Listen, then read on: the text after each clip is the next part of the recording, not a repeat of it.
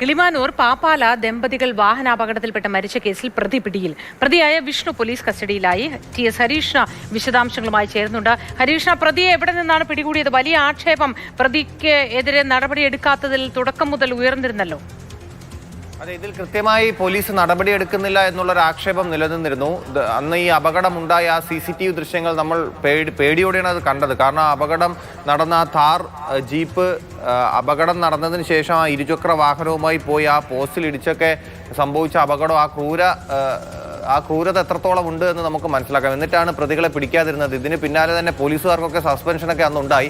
ഇപ്പോൾ എന്തായാലും പോലീസ് പ്രതിയെ പിടിച്ചിട്ടുണ്ട്. വിഷ്ണുവിനെ പിടിച്ചിരിക്കുന്നത് നെയ്യാറ്റിൻകരയിൽ നിന്നെന്നാണ് നമുക്ക് കിട്ടുന്ന വിവരം. കാരണം ഇതുമായി ബന്ധപ്പെട്ട് വലിയ ആക്ഷേപങ്ങൾ പോലീസ് നേരിടുന്നു. ഈ കൃത്യമായ അന്വേഷണം നടന്നില്ല, മനഃപൂർവ്വമല്ലാത്ത നരഹത്യക്കാണ് പോലീസ് കേസെടുത്തത് എന്നുള്ള ആക്ഷേപങ്ങളൊക്കെ നിലനിന്നിരുന്നു. അന്ന് ഈ അപകടം നടന്ന അതിൻ്റെ പിറ്റേ ദിവസം തന്നെ ഗുരുതരാവസ്ഥയിലിരുന്ന അംബിക മരണത്തിന് കീഴടങ്ങിയിരുന്നു. അത് കഴിഞ്ഞ് ചികിത്സ കഴിഞ്ഞു പിന്നെ വീട്ടിലെത്തിയതിന് ശേഷമാണ് വീണ്ടും ആരോഗ്യസ്ഥിതി മോശമായതിനെ തുടർന്ന് അംബികയുടെ ഭർത്താവ് രജിത്തും മരണത്തിന് കീഴടങ്ങിയത്. അപ്പോൾ തന്നെ മൃതദേഹം വച്ചുള്ള പ്രതിഷേധമൊക്കെ നമ്മൾ അവിടെ കണ്ടതാണ്.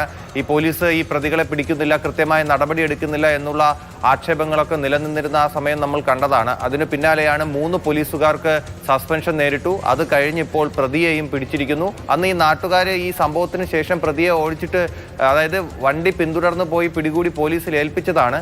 പക്ഷേ അന്ന് പോലീസ് കൃത്യമായി നടപടി എടുത്തിട്ടില്ല. മനഃപൂർവ്വമല്ലാത്ത നരഹത്യക്ക് കേസെടുത്തതുകൊണ്ട് തന്നെ അന്ന് പ്രതിയെ കസ്റ്റഡിയിലെടുത്തൊന്നും ഉണ്ടായിരുന്നില്ല.